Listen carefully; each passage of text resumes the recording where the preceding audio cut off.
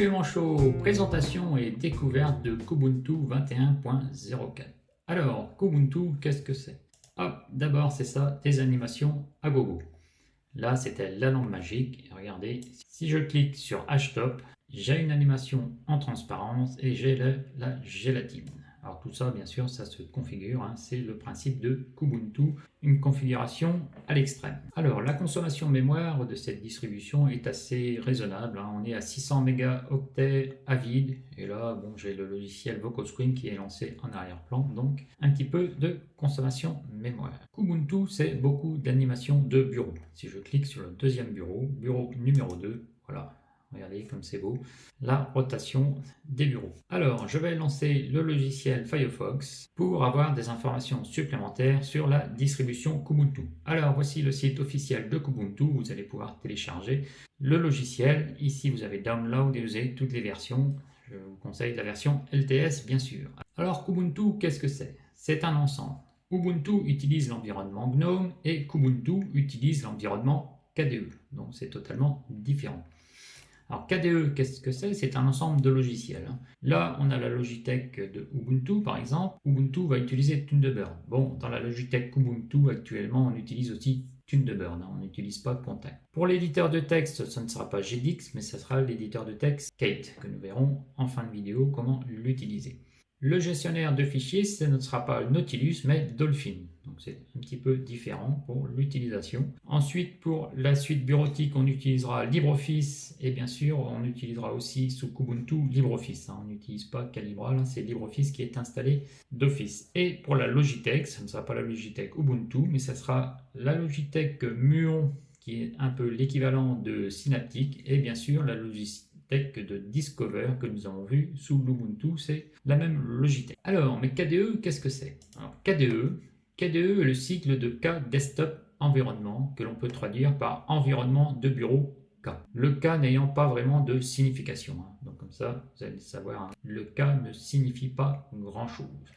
Alors cette distribution est assez ancienne, elle date de 1998, ils ne devaient pas être passionnés de foot, donc si je prends l'exemple de LXQT, qui est un peu plus récent, qui vient de démarrer que en 2020. Alors nous sommes actuellement en 2020 et la distribution est avec une KDE Plasma 5.18 qui est en version LTS. Alors pourquoi je vous parle de la version LTS? Donc l'environnement bureau a une version LTS. Parce que nous avons une autre distribution qui s'appelle KDE Neon. Alors KDE Neon, c'est le dernier et le meilleur des logiciels de la communauté KDE, emballé sur une base solide comme le rock. Alors je vais vous expliquer ce qu'est KDE Neon avec DistroWatch. DistroWatch est un site intéressant pour avoir des informations sur les distributions. Là je suis sur la page Kubuntu et comme nous allons le voir ici, dans la liste qui se trouve ici, donc nous avons les différentes versions de Kubuntu. Nous sommes sur la page de Kubuntu ici. Donc si je regarde ici, nous sommes avec la Kubuntu LTS qui se trouve ici. C'est la 20.04 Focal Fossa et qui a une mise à jour jusqu'en 2023 comme on peut le voir ici. Donc c'est une distribution avec une LTS de 3 ans. J'avais oublié de vous préciser que dans les différentes versions de Ubuntu, les mises à jour ne sont pas tous les mêmes. Ubuntu a une LTS de 5 ans, donc jusqu'en 2025. Par contre, les dérivés de Ubuntu, comme l'Ubuntu, Xubuntu, Kubuntu, Ubuntu Mate, Ubuntu Budgie et compagnie, n'auront que des mises à jour que pendant 3 ans. Donc toutes les dérivées n'ont que des mises à jour que pendant 3 ans. Ensuite, nous avons bien sûr les versions non LTS comme Ubuntu Groovy qui ont des mises à jour jusqu'en 2021. Et pour la Hirsute, actuellement, nous sommes jusqu'en 2022 qu'il y aura des mises à jour sur cette version que nous allons tester aujourd'hui.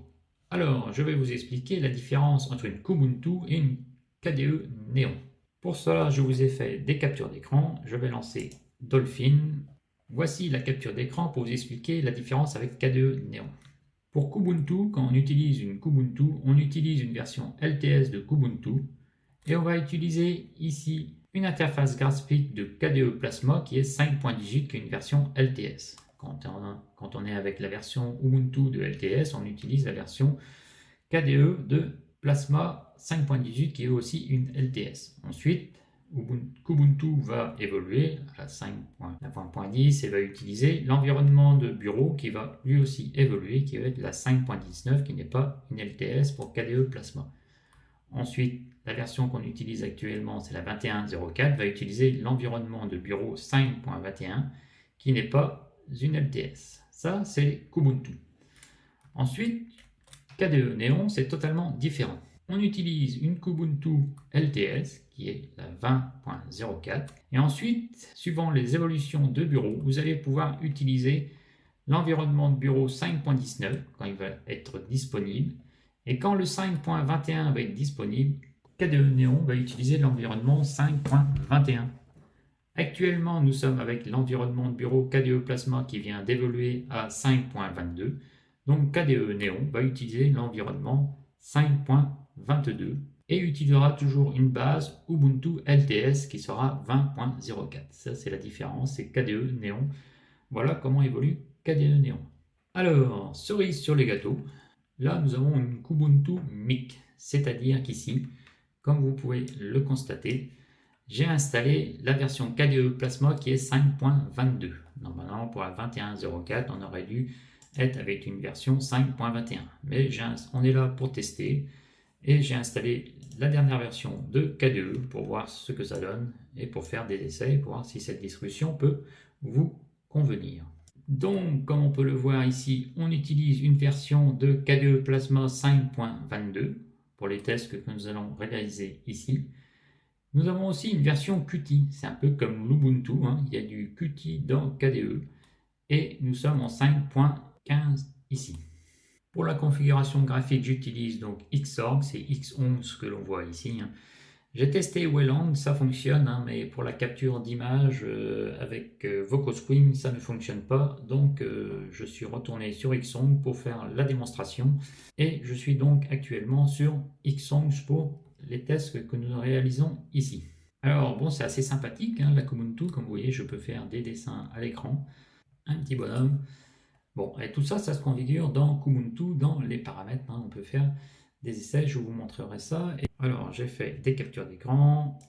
Ici, la consommation à vide, ce sera à peu près 600 mégaoctets de consommation mémoire à vide, hein. Donc, c'est assez léger, hein, c'est raisonnable, et on verra un peu l'évolution de la consommation mémoire au fil de l'exercice. Ensuite, comme je vous ai dit, Wayland, ça sera sur la page d'accueil, hein. Lorsque vous allez rentrer votre mot de passe, tout en bas à gauche, vous allez avoir un petit menu où vous allez pouvoir faire évoluer soit en Xong, soit en Wayland. Donc si vous avez des problèmes d'affichage et des soucis, n'hésitez pas à repasser en Plasma X11 lors de vos essais.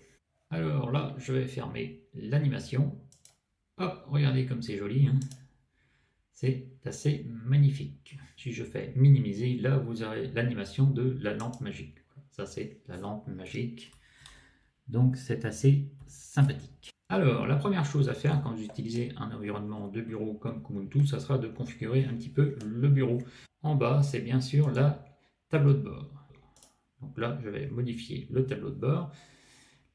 Et vous pouvez bien sûr le déplacer. Donc ça sera avec le bord de l'écran. C'est le menu qui se trouve ici, bord de l'écran. Là, je peux l'envoyer tout en haut. Voilà, vous pouvez le garder tout en haut si vous voulez. Vous pouvez l'envoyer sur le côté gauche ou le côté droit. Donc il n'y a pas de souci, hein, ça se configure assez facilement. Là, je vais le renvoyer tout en bas. Mais c'est une Kubuntu, hein, avec des réglages assez importants. Donc il faudra bien maîtriser la distribution. Et si je me trompe ici, je vais prendre par exemple la barre de tâches qui se trouve ici, je vais pouvoir la déplacer, mais non, ce n'est pas la barre complète de la barre des tâches que j'ai déplacée, hein, c'est juste le menu ici. Donc il faut le reprendre et le remettre à sa place, voilà. Donc vous voyez, hein, il faut quand même maîtriser la distribution, sinon ça devient assez chaotique. Alors il existe aussi un raccourci ici que se trouve à droite, hein, configurer le tableau de bord, que vous pouvez directement utiliser ici. À droite, vous avez plus d'options. Alors, vous pouvez donc supprimer le tableau de bord. Je n'ai pas essayé, hein, parce que j'ai pas envie de planter la machine. On peut faire bien sûr cacher automatiquement, on va le valider. Ici, on peut faire centrer. Alors, centrer, ça correspond à quoi? C'est parce que ici, sur la droite, vous avez un menu et vous pouvez diminuer ici la barre des tâches. Ensuite, on valide. Hop, vous voyez, elle disparaît. Je reviens ici sur le menu. Je fais configurer, plus d'options. Et on peut la mettre à gauche, on peut la mettre à droite, on peut la laisser centrer selon les besoins. Ensuite, je veux la remaximiser, je clique ici directement, je fais maximiser, et voilà, elle reprend la place du début. Donc comme vous pouvez le voir, il y a beaucoup de paramètres qui sont configurables. Bien sûr, la hauteur ici du panneau, suivant les besoins. Dans le tableau de bord, vous pouvez ajouter des composants graphiques. Alors ça, c'est un peu les widgets. Je sélectionne les composants graphiques, ça c'est pour le tableau de bord, le menu qui est en bas. Je sélectionne par exemple l'horloge analogique, un double clic, hop, elle apparaît ici. Voilà, vous pouvez avoir l'horloge ici. Ensuite, il est possible de la configurer, il va falloir... Alors vous pouvez fermer le menu ici, revenir ici, et vous pouvez faire afficher des alternatives. Alors c'est le même principe, pour tous les logiciels, vous aurez souvent un menu comme ça, afficher des alternatives, c'est-à-dire que si vous ne voulez pas l'horloge analogique, vous pouvez choisir une horloge numérique, et là vous faites changer. Voilà, il y a un petit bug parce que l'horloge elle est arrivée de ce côté-ci. Donc il suffira de la déplacer, il suffit de faire les plus d'options et ici normalement, alors il faudra bien rester en bas, sinon elle va se déplacer au mauvais endroit. Voilà, là je l'ai déplacée, elle est arrivée ici et donc il y a un petit bug de ce côté-là, mais rien de méchant. Donc voilà un petit peu les exemples de ce que vous pouvez faire. Et ici, vous avez un autre menu qui est apparu, ajouter des composants graphiques. Alors là, ça sera pour le bureau. Donc je fais ajouter des composants graphiques. Donc là, c'est le même principe. Je vais aller chercher l'horloge, je peux la prendre et la mettre où ça me plaît. Voilà. Alors ici, vous avez des menus pour la faire pivoter si besoin. Et vous avez un menu de configuration de l'horloge, par exemple ici, et puis faire afficher la trotteuse. Par exemple, je fais appliquer, voilà, la trotteuse est affichée. Bien sûr, il y a plein de menus qui sont configurables. Ensuite, si j'ai fini de configurer mon horloge, je peux faire fermer ici et voilà, l'horloge est fixée. Alors pour pouvoir la remodifier, il suffit de faire un clic droit sur l'horloge et démarrer le mode édition que vous avez ici. Toujours pareil, vous avez affiché les alternatives, la configuration de l'horloge. Démarrer le mode édition, voilà, vous allez pouvoir la déplacer et l'ajuster suivant les besoins. Alors voilà comment se configure un petit peu le bureau assez rapidement. Je ne vais pas faire le tour de toutes les configurations possibles, mais le principe, il est là. Ici, nous avons les paramètres de configuration du système. Alors, c'est parti. Ça, c'est une nouveauté de KDE Plasma 5.22. Vous avez une page d'affichage paramètres rapides qui vous permettent de configurer rapidement votre distribution. Pour choisir un thème clair, alors là c'est le même principe, il faut faire appliquer et vous passez directement en thème clair. Alors ici vous avez la vitesse d'animation aussi, donc qui peut être en ralenti. Donc là je vais faire appliquer par exemple. Et si je passe sur un autre bureau, donc quand vous changez un paramètre, généralement il faudra le tester derrière pour voir comment réagit votre distribution. Et là je vais revenir sur le bureau numéro 2, vous voyez la vitesse d'animation a changé, je repasse en thème sombre, ici je vais mettre en instantané, vous allez voir que ça n'a plus rien à voir. Donc là je passe sur le bureau numéro 1 et je repasse sur le numéro 2, donc la vitesse d'animation, il faudra faire attention, sinon ça va beaucoup changer le fonctionnement de votre distribution. Alors un clic sur les fichiers pour ouvrir les dossiers. Bon, ça c'est classique. Afficher plus de paramètres pour le comportement. Donc ça c'est les accès rapides, les paramètres les plus utilisés que vous trouverez ici. Alors le petit menu qui se trouve en haut à gauche, afficher le menu. Par exemple ici, là vous avez configuré. Donc là je vais cliquer sur configurer et afficher des icônes. Donc là je peux faire choisir afficher les icônes. Et voilà, ça peut se présenter aussi comme ça, la distribution pour la configuration des paramètres. Alors le souci, si vous mettez dans ce sens-là, le souci, c'est pas un gros souci. Si je clique sur configuration du système, là vous n'aurez plus le menu d'accès rapide qui vous sera présenté. Si vous configurez votre distribution avec les icônes comme ici, vous ne pourrez pas avoir accès au menu de configuration rapide. Donc c'est pour ça que je vais venir en vue générale avec le panneau latéral. Je fais OK. Voilà. Et là, vous avez les paramètres rapides qui vont s'afficher si vous utilisez souvent les paramètres rapides. Donc changer les fonds d'écran, c'est classique. Donc là, je fais un peu le malin et j'ai changé le fond d'écran pour vous montrer un joli fond d'écran de Kubuntu. Sinon, c'est pas ça qui manque dans Kubuntu pour changer les fonds d'écran. Ensuite, nous allons faire le tour des paramètres assez rapidement pour vous montrer ce qu'il existe. Alors, si je défile dans les menus, comme je le fais ici, par exemple, je fais gestion des fenêtres, bon, je ne peux pas aller directement à droite et aller directement dans gestion des fenêtres. Il faudra cliquer sur gestion des fenêtres pour avoir le menu qui apparaît. Donc là, on va commencer par le comportement de l'espace de travail. Vous voyez, ça ne fonctionne pas. Je sélectionne le comportement général de l'espace de travail. Donc ça, c'est ce qu'on a vu tout à l'heure. Le bord de l'écran. Donc là, le bord de l'écran, on peut le configurer. Donc c'est-à-dire que c'est le menu que j'ai ici. Si je clique sur ce menu, je fais présentation des fenêtres, tous les bureaux.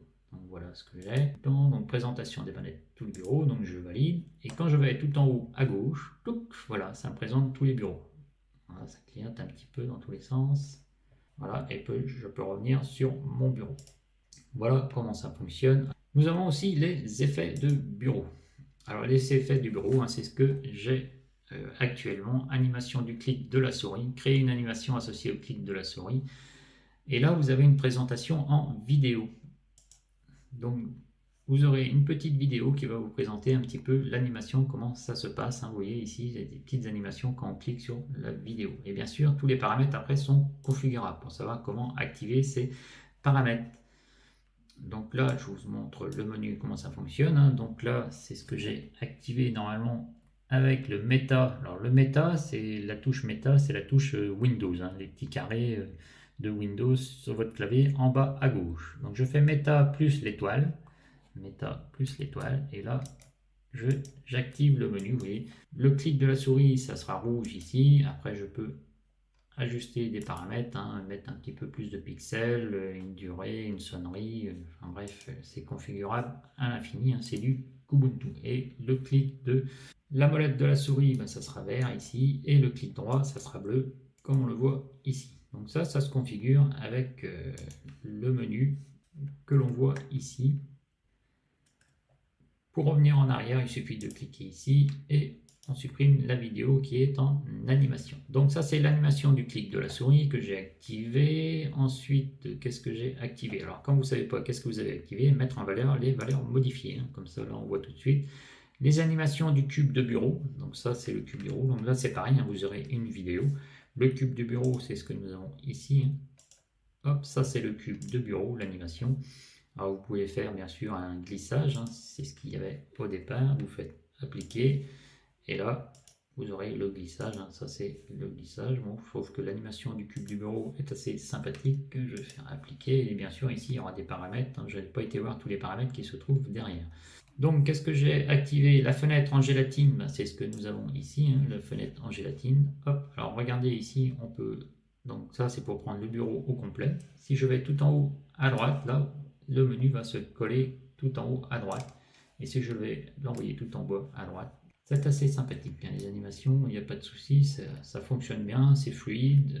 Alors qu'est-ce que j'ai activé? Tomber en ruine. Bon, tomber en ruine, donc c'est quand on ferme un logiciel. Si je vais lancer par exemple le logiciel Dolphin, qui est l'explorateur de fichiers, donc l'explorateur des fichiers, c'est pareil, vous allez pouvoir le configurer comme vous voulez pour l'affichage, l'affichage en liste.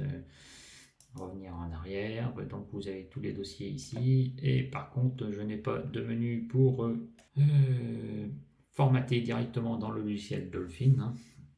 Vous pouvez bien sûr faire ici afficher les fichiers cachés aussi, et le menu qui est ici pour avoir accès aux fichiers cachés, et bien sûr toute la configuration du logiciel Dolphin, selon comment vous voulez qu'il s'anime et qu'il fonctionne selon les besoins. Alors ici j'ai...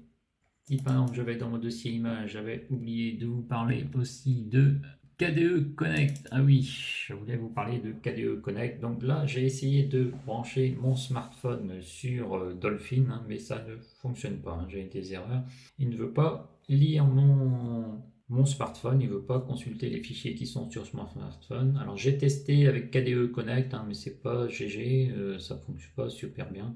Personnellement, je n'ai pas réussi à faire fonctionner ça de façon rapide et facile, donc j'ai laissé tomber au niveau de KDE Connect. Donc ça, c'est pour l'explorateur de fichiers. Et voilà, ça c'est tombé en ruine. Quand je ferme ici, là vous avez tombé en ruine, c'est ça, c'est les fenêtres qui se... Alors tracées à la souris, donc c'est ce que nous avons vu, ça c'est pareil, c'est se configure, on vient ici, on a des paramètres. Et dans les paramètres, on va vous expliquer ici comment ça fonctionne, hein. Meta plus maj plus F12, ça c'est pour effacer. Meta plus maj plus F11, c'est pour effacer les traces de la souris. Et dessiner avec la souris en maintenant, donc là, ça sera ces touches-là. Donc dessiner, hop, vous voyez, hop, et là je dessine, et là, c'est comme ça que ça fonctionne. Et donc on peut choisir la couleur, hein. Ici, vous allez pouvoir choisir les couleurs qui vous plaisent pour faire le dessin. Je dis, hop, le rose, voilà, je fais OK. Et voilà. Et pour effacer, donc c'est maintenant maj F11. Voilà. Donc ça, c'est assez pratique, hein, ce menu, mettre en valeur les paramètres modifiés, parce qu'on en arrive tout de suite. Donc la lampe magique, ça on a vu. Écraser les fenêtres lorsqu'elles sont minimisées. Et ensuite, donc il y a beaucoup de paramètres, hein, qui sont configurables. On ne va pas faire le tour, sinon on n'a pas fini. Les écrans tactiles, donc ça n'a pas trop fonctionné, on laisse tomber. Les bureaux virtuels, donc là j'ai 2 bureaux virtuels, hein, qui sont configurés, donc vous pouvez choisir les noms des bureaux virtuels en les modifiant ici, on le voit, les paramètres ont été modifiés. Alors affiché sur l'écran OSD indique le changement de bureau, donc vous pouvez cocher ça aussi, hein, donc ça va faire appliquer. Alors comment ça fonctionne? C'est un petit menu qui va s'afficher ici au milieu de l'écran. Voilà, la première fois ça s'affiche pas, la deuxième fois ça s'affiche, bureau numéro 2, voilà. Hop, quand on passe sur le bureau numéro 1, alors ça c'est l'écran OSD, hein, qui s'affiche au milieu de l'écran, que vous pouvez valider ou pas selon les besoins. Verrouillage de l'écran, donc ici c'est pour le verrouillage, oui. Donc si vous cochez cette option ici, donc votre écran sera verrouillé, c'est-à-dire que quand vous allez passer en veille, il va falloir retaper le mot de passe lorsque vous voulez réactiver votre bureau. Donc ça, je le décoche, hein, pour ne pas avoir de mot de passe à retaper à chaque fois. Ensuite, activité. Alors bien sûr, il y a plein de menus, hein. Je n'ai pas le temps de faire tous les essais pour vous expliquer comment ça fonctionne. C'est une distribution assez complète, donc vous avez de quoi vous amuser. Alors, la gestion des fenêtres.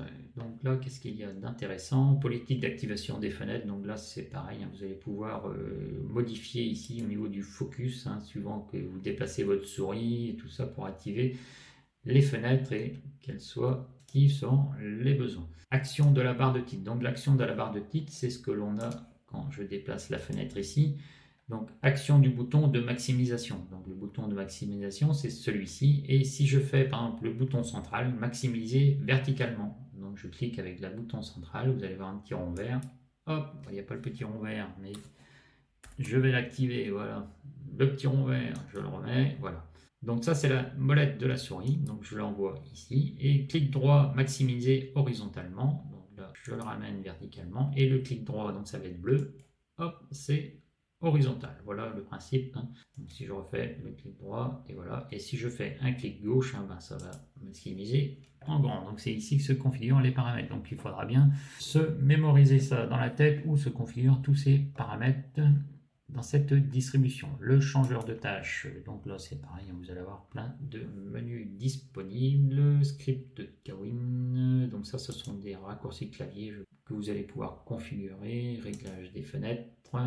Les raccourcis, c'est ici que ça se trouve pour les logiciels. Démarrer et arrêter. Alors ici, qu'est-ce que j'ai modifié? Donc là, vous pouvez modifier les écrans de démarrage, hein, mais je vous conseille de ne pas trop toucher à ça, hein, parce que si l'écran de démarrage n'apparaît pas bien, vous allez avoir des soucis pour démarrer votre ordinateur. Alors, démarrage automatique. Bon, ça, c'est assez sympa, hein, ça fonctionne bien. Donc là, j'ai lancé HTOP qui démarre automatiquement lors du démarrage de l'ordinateur, hein. Il suffit de faire ajouter ici. Vous choisissez une application tout simplement, hein, bureautique. Si vous voulez que LibreOffice se lance au démarrage, hein, il suffit de le rajouter dans la liste. C'est assez simple à utiliser, donc pas de souci là-dessus.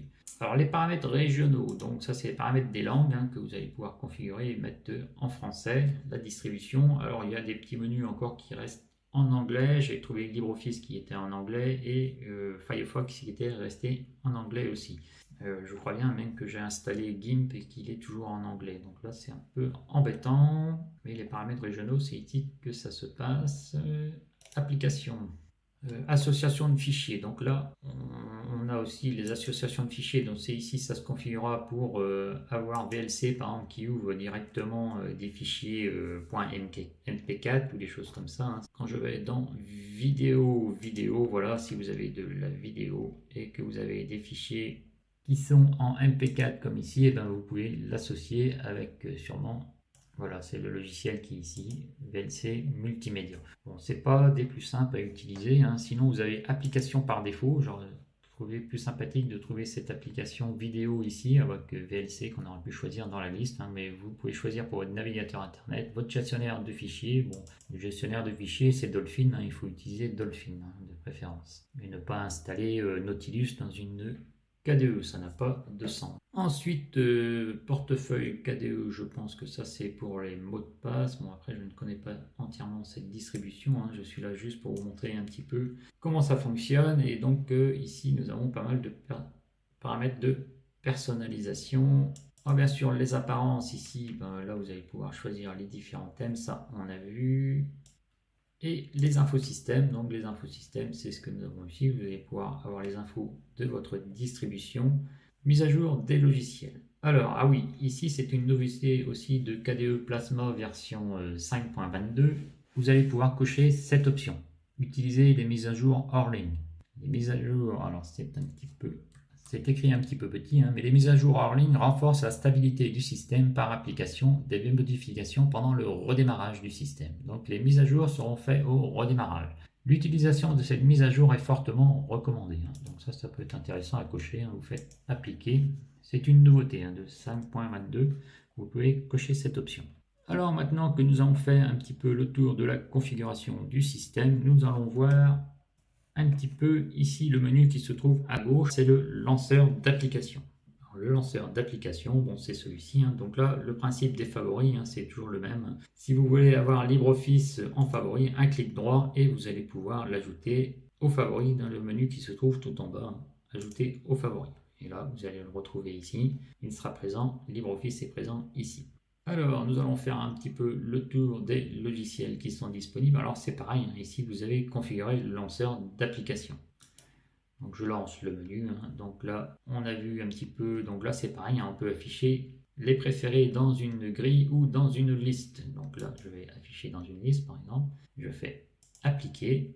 Et donc, dans le menu ici, mes favoris maintenant seront dans une liste, hein. Ils ne sont plus avec un carré comme on a vu tout à l'heure. Donc là, je vais les remettre en carré, dans une grille. Appliquer, OK. Donc vous avez des menus de configuration, hein, généralement sur chaque petit menu que vous allez trouver, hein, vous allez avoir des petits menus de configuration. Donc là, je suis venu en carré. Pour la bureautique, donc LibreOffice, si je fais un clic droit sur LibreOffice, donc là c'est pareil, je vais pouvoir l'ajouter soit au gestionnaire de tâches. Donc, le gestionnaire de tâches, c'est ce qui se trouve en bas. Donc je vais l'ajouter au gestionnaire de tâches. Vous voyez, il va se retrouver ici. Donc ça, c'est LibreOffice que je vais pouvoir lancer. Donc si je lance LibreOffice, j'aurai le menu qui va se confondre les uns et les autres, c'est celui-ci, hein, qui lance LibreOffice. Et là, comme on peut le voir, LibreOffice est en anglais, hein. Donc là, on va voir tout à l'heure pour le modifier et le repasser en français. Ça vous fera une petite formation. Donc là, ensuite, si je veux désépingler du gestionnaire de tâches, c'est un clic droit directement, et puis vous faites désépingler du gestionnaire de tâches. Donc LibreOffice, on a vu qu'on pouvait le mettre dans le gestionnaire de tâches et on peut aussi l'ajouter au bureau. Donc là, il sera ajouté au bureau directement ici. Et je peux faire aussi un clic droit et l'ajouter au tableau de bord en composant graphique. Donc là, il ne sera pas au même endroit que tout à l'heure. Je vais faire ajouter, vous voyez, il est apparu ici. Donc c'est une petite différence parce que là, il sera accessible directement. Et si je clique sur le traitement de texte, vous avez un autre menu qui apparaît ici. Ils sont en doublon. Donc ici, il y aura toujours le raccourci pour lancer le logiciel. Et ici, donc, ce sera le gestionnaire de tâches de LibreOffice qui va apparaître ici. Alors, nous allons voir tout de suite comment passer LibreOffice en français. Alors pour cela, nous allons utiliser un logiciel que vous connaissez sûrement, mais c'est sous un autre nom, c'est Synaptic. Mais là, ça sera le gestionnaire de paquets muons qui se trouvera dans Système et gestionnaire de paquets muons. Hop là, donc là, vous tapez LibreOffice. Et là, vous allez voir toutes les informations sur les paquets qui sont disponibles pour LibreOffice. On voit l'état ici de ceux qui sont installés. Alors, j'ai un site internet qui m'a donné des informations, hein. J'ai tapé Linux installer la langue française pour LibreOffice et là, j'ai un site internet qui me donne les infos qui m'intéressent. Et en fin de compte, ce qui nous intéresse, c'est de lancer le gestionnaire de paquets synaptique. Donc là, ça sera muon. Et de retrouver ce paquet qui se trouve ici. Donc LibreOffice L10N.fr. Je vous mettrai les infos dans le descriptif pour avoir le raccourci qui se trouve ici. Je fais copier, je vais dans Muon. En fin de compte, je vais supprimer ça. Je fais un clic droit et je fais coller. Et voilà. Donc là, j'ai la suite bureautique, paquet de langue pour le français. Je sélectionne. Hop là, je fais installation à droite ici. Clac. Ensuite, il va falloir aller sur le menu qui se trouve ici, qui est appliquer les modifications. Je fais appliquer. Là, bien sûr, il me demande le mot de passe, je valide.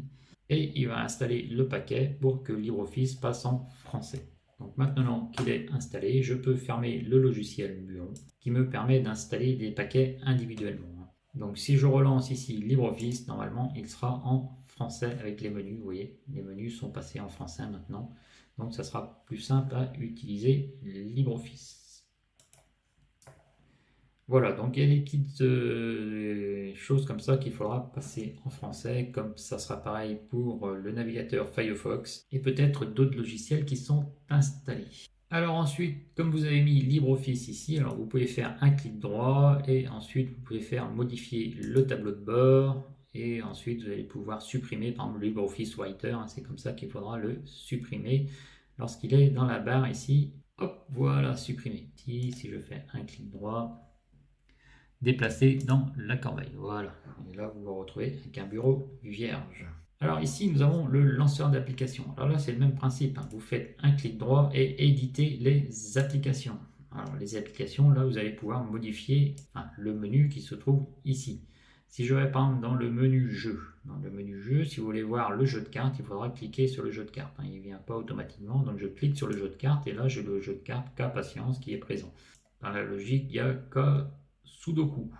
Et si je vais dans les jeux de plateau, je vais me retrouver avec Mahjong qui est présent. Alors si ce menu est un petit peu long à dérouler, donc vous lancez ce logiciel avec un clic droit, éditer les applications, et vous allez dans le menu jeu, c'était simple à utiliser. Hop, je déroule le menu, j'ai le jeu de cartes qui se trouve ici, je le déplace dans le menu jeu, je le prends, le jeu de plateau c'est pareil, Mahjong je le prends et je le déplace ici, le jeu de logique, hop, je les déplace et je le trouve ici.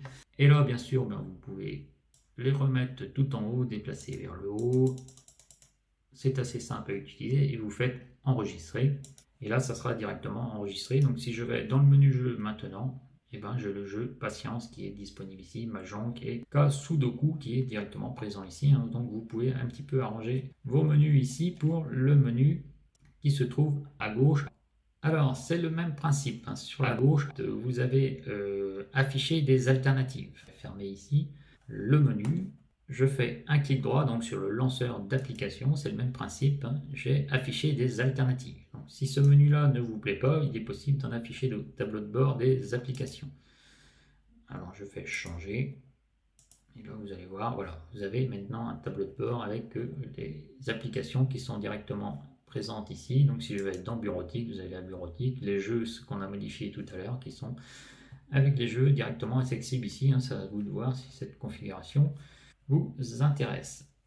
Alors ensuite je clique, ça disparaît et je refais un clic droit, afficher des alternatives. Généralement vous avez des alternatives comme ça. Alors vous pouvez avoir aussi un menu simple.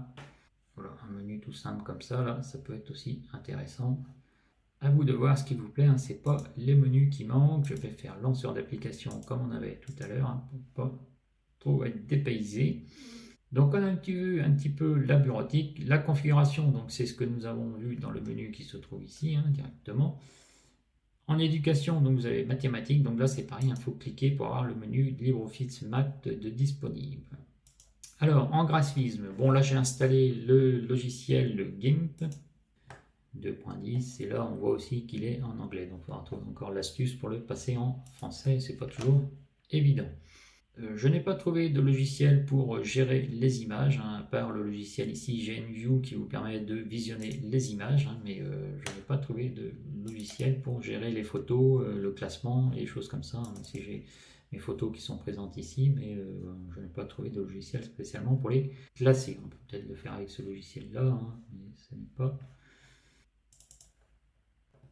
Donc ça, c'est le logiciel pour visionner vos photos. Ocular, c'est pour afficher les documents PDF, les choses comme ça. Scanlight, ça sera pour vos applications de scanner, pour votre scanner. Ensuite, pour Internet, donc KDE Connect, j'ai testé, hein, mais je n'ai pas trouvé ça très concluant, donc je laisse tomber. Ensuite, nous avons quelque chose d'intéressant, KTorrent, donc c'est pour le partage de fichiers en torrent, hein, quand vous téléchargez des images ISO, téléchargez en torrent hein, avec ce logiciel. TuneTuber, donc c'est le logiciel de messagerie, donc ce n'est pas Kmail hein, qui est installé dans Kubuntu, et le navigateur Firefox maintenant qui est installé avec Kubuntu. Alors les jeux on a vu, multimédia, donc VLC est installé d'office, hein, c'est le logiciel, et pour écouter la musique ça sera le logiciel Elisa. Donc Elisa c'est lui qui gère la musique, hein. Donc c'est un logiciel basique, hein, je suppose, il n'y a pas de choses très compliquées, mais rien ne vous empêche d'installer un autre logiciel hein, pour écouter la musique. Dans le multimédia, alors pour le réglage du volume et du son, alors bien sûr, dans le multimédia, donc j'ai installé Kdenlive. Donc Kdenlive, à mon avis, ça va être une tuerie avec KDE, hein, puisque c'est prévu pour fonctionner avec KDE, d'où le K devant Kdenlive. Alors je ne l'ai pas testé, je leur fais confiance. KDE, c'est du sérieux. Et Kubuntu, un truc de fou. Et KDE Néon, ben, je dirais, c'est champion. Si vous voulez avoir la dernière version de KDE Plasma sur votre distribution Ubuntu, tout en sachant que si vous avez la dernière environnement de KDE, bon, c'est aussi les ennuis qui peuvent venir avec. Hein. Tout ce qui est nouveau, c'est pas toujours gâteau. Alors pour le multimédia, nous avons aussi Pulse Audio Volume Control, hein, donc là il faudra peut-être venir de temps en temps pour régler tout ce qui est périphérique audio, hein, lecture, enregistrement, pour l'écoute de votre musique sur votre casque, sur vos enceintes ou sur vos haut-parleurs, hein, suivant ce que vous avez comme périphérique audio. Donc il faudra rentrer dans ce menu pour configurer tout ça. Ensuite, nous avons dans multimédia, on a fait le tour, VocoScream, ça vous connaissez, et dans le système, donc le centre d'information, là vous avez quelques infos hein, sur la mémoire, l'énergie ici. Bon, c'est pour avoir des menus. Alors je vois que dans l'énergie, j'ai ma batterie qui diminue. Est-ce qu'elle est branchée ici? Non, je n'ai pas mis le jus. Hop, voilà, vous voyez comme quoi c'est intéressant d'avoir un petit menu comme ça qui vous dit que la batterie est en train de diminuer alors qu'en fin de compte j'avais oublié de mettre le jus sur la prise. Donc ça serait où? Batterie 65% de charge. Donc, voilà des infos que vous pouvez trouver ici. Ensuite dans système Discover. Donc Discover c'est comme dans l'Ubuntu. Hein. Donc celui-là il sert un petit peu à tout. Hein. Il vous sert à installer des logiciels. Donc ici vous recherchez le logiciel qui vous intéresse. Hein. Si vous cherchez Clémentine par exemple, le logiciel pour écouter de la musique Clément, voilà il vous propose. Hein. Donc là il y aura les deux versions. Hein. Donc je suppose que la première, il y a une version déjà non, qui n'est pas installée. Installée à partir de Snap. Voilà il le dit directement. Installée à partir de Snap ou installée directement la version Dev hein, qui se trouve ici. Donc c'est bien animé, hein, ça fonctionne bien, cette Logitech de Kubuntu qui s'appelle Discover. Hein. Et elle fait aussi les mises à jour. Donc si je clique ici, j'ai les infos sur les mises à jour. Et généralement, vous aurez un petit logo qui viendra ici pour vous dire s'il y a des mises à jour. Je vais faire une vérification pour voir. Mais ce matin, il ne m'a rien proposé comme mise à jour. Donc ça, c'est le logiciel Discover. Hein. Donc vous avez toutes les applications qui sont disponibles, hein, bureautique, donc multimédia. Bref, c'est pas les logiciels qui manquent, hein, et c'est bien animé, bien. Vous avez toute la description sur les logiciels, hein, donc vous n'aurez pas de souci avec ce logiciel Discover. Ensuite, qu'est-ce que nous avons dans système ici? Dolphin. Donc Dolphin, c'est l'explorateur de fichiers hein, avec le raccourci que nous avons ici hein, pour Dolphin. Le gestionnaire de paquets muons, c'est ce que nous avons. Et le gestionnaire de partition KDE de KDE. Hein, donc c'est le gestionnaire de partition. Ça sera pour formater des disques ou formater des clés USB. Il faudra utiliser ce logiciel. Donc là, il m'a présenté le menu. Bien sûr, il faut un mot de passe hein, pour déverrouiller et là, vous aurez accès à vos disques durs. Donc, nous avons un espace de 10 Go qui sera utilisé par Kubuntu. Là, on est à 11 Go parce que j'ai installé quelques logiciels supplémentaires pour faire des essais. Donc ça sera la même chose que Gparted. Hein. C'est le même principe pour configurer vos disques durs. Dans Système, nous avons quoi encore? HTOP, donc ça, c'est le logiciel que j'ai installé. Donc, hop, là, on le voit. On a pas beaucoup de consommation mémoire, c'est bizarre ça. Je le trouve un peu léger là. Ah oui, il y a une mise à jour du logiciel. Hop, ça s'est remis. Je reviens ici sur le bureau principal où nous faisons nos démonstrations. Et dans Système, qu'est-ce que nous avons? Alors, K-Console, c'est le terminal qu'on peut ouvrir avec CTRL-ALT-T, la combinaison de touches CTRL-ALT-T. Donc ça, c'est pour avoir le terminal. Et nous avons K-System Guard. Alors, K-System Guard, hop, ça c'est pour avoir les infos, c'est le moniteur système en fin de compte. Ça c'est moniteur système.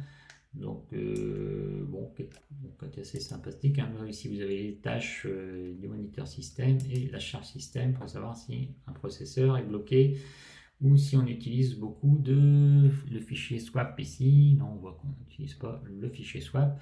Mais il existe un autre menu qui est assez sympa, qui est nouveau aussi, qui est dans KDE Plasma version 5.22, c'est surveillance du système.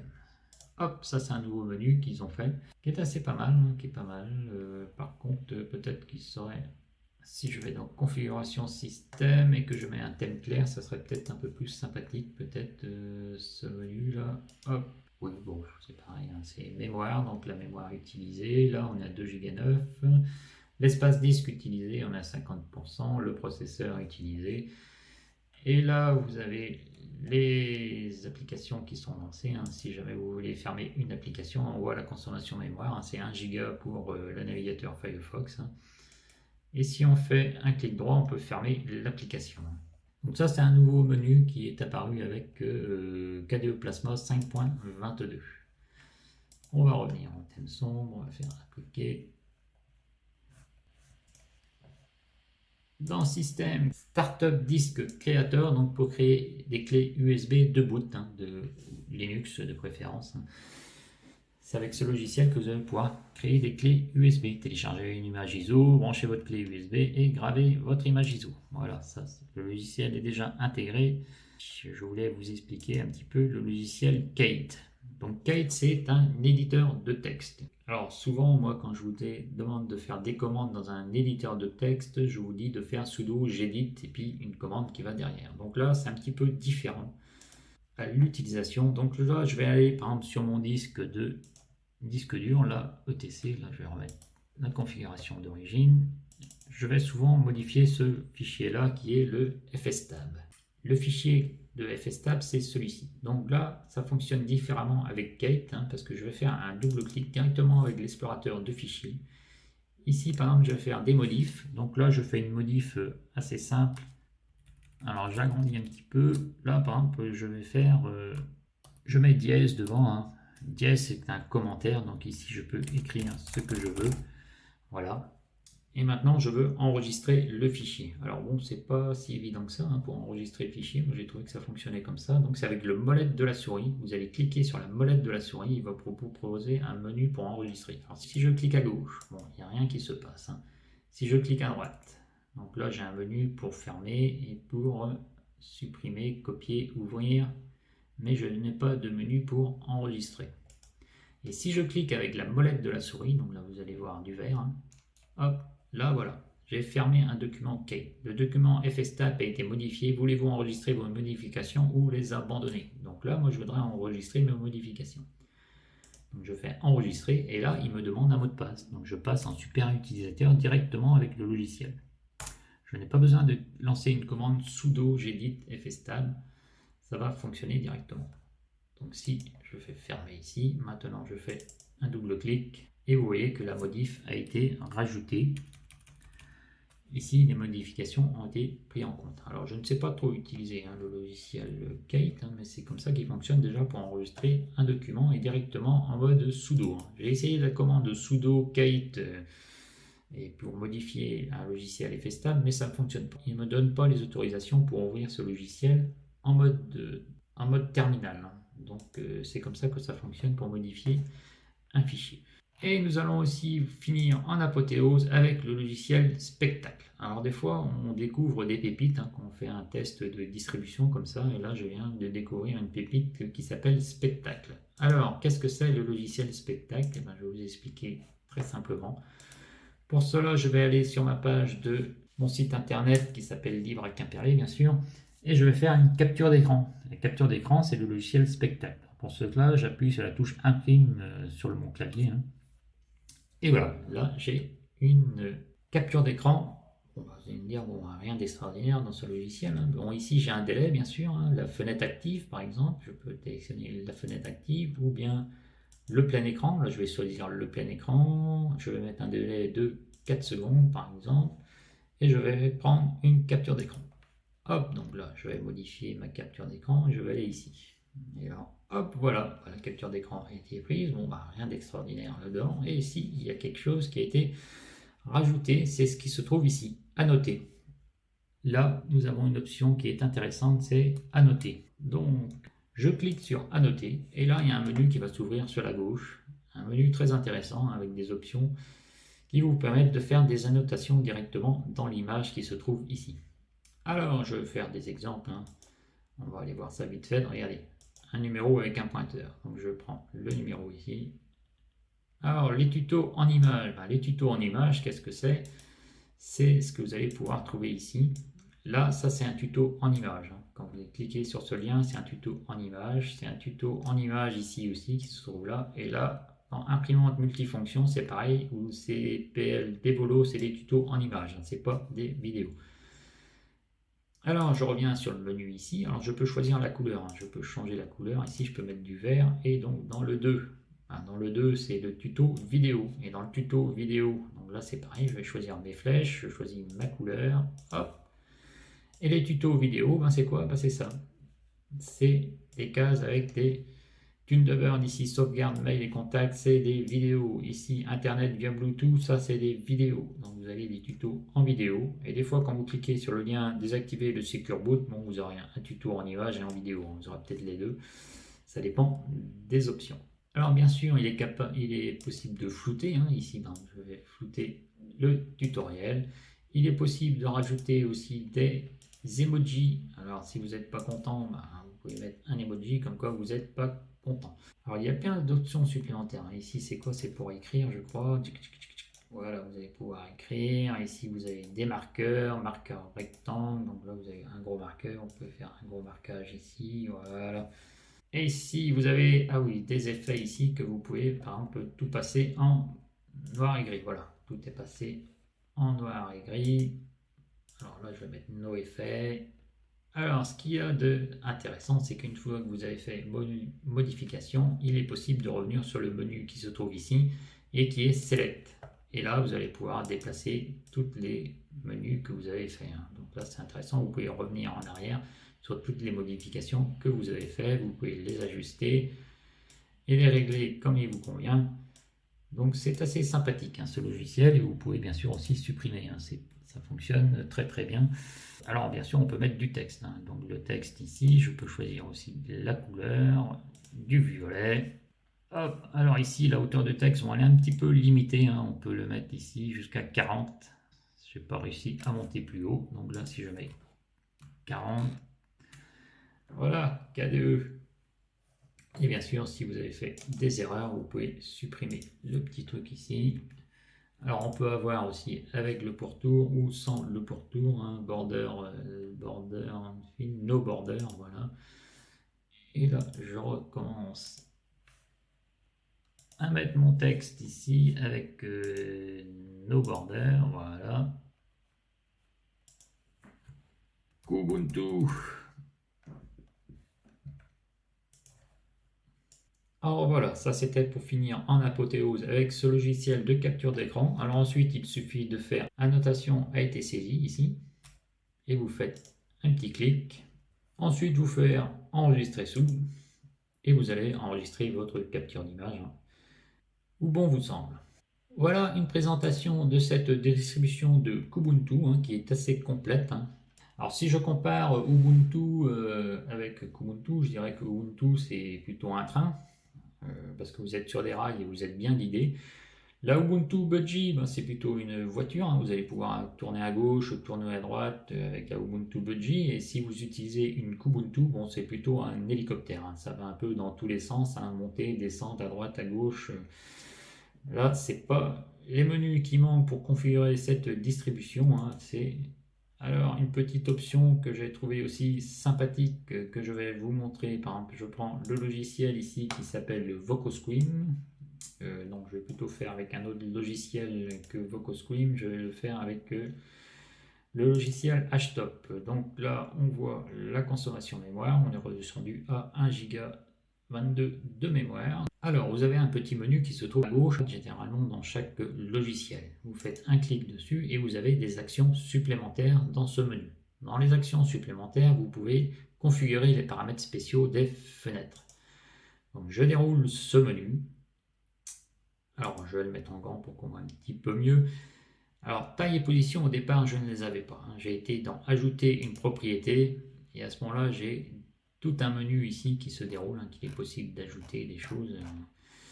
C'est pas ça qui manque. Et là, j'ai ajouté la position et la taille. Donc, voilà les deux menus que j'ai rajoutés, donc la position et la taille. Donc, si je prends le menu qui se trouve ici, je vais le mettre tout en haut à droite. Voilà. Je vais prendre le menu, je l'envoie en haut à droite. Là, c'est sa configuration que je voudrais qu'il se présente à chaque lancement. Je clique dessus le menu, actions supplémentaires, configurer les paramètres spéciaux des fenêtres.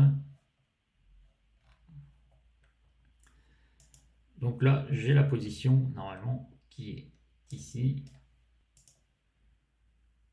Et là, je fais mémoriser. Donc je vais mémoriser. Ici, appliquer la taille aussi, je vais faire mémoriser et je vais faire appliquer et je fais OK. Voilà, normalement, j'ai dû appliquer les modifications. Je fais fermer. Je fais paramètres système. Je fais HTOP. Et voilà. Donc les menus sont accessibles. Et après, il faut faire des essais. Je ne la maîtrise pas encore parfaitement, mais le principe est là. Ce n'est pas les menus qui manquent. Ici, il y a encore d'autres menus, actions supplémentaires. Par exemple ici, si je prends le menu ici qui se trouve là, donc là j'ai été dans les actions supplémentaires et là j'ai coché conserver au-dessous des autres. C'est pour ça qu'elle ne passe pas devant. Quand je clique dessus, VocoScream, il ne passe pas devant parce que j'ai cliqué pour qu'elle reste tout le temps en arrière-plan avec les actions supplémentaires qui sont configurables ici. Voilà pour cette présentation de Kubuntu. Je vous dis kenavo et à bientôt pour une prochaine vidéo.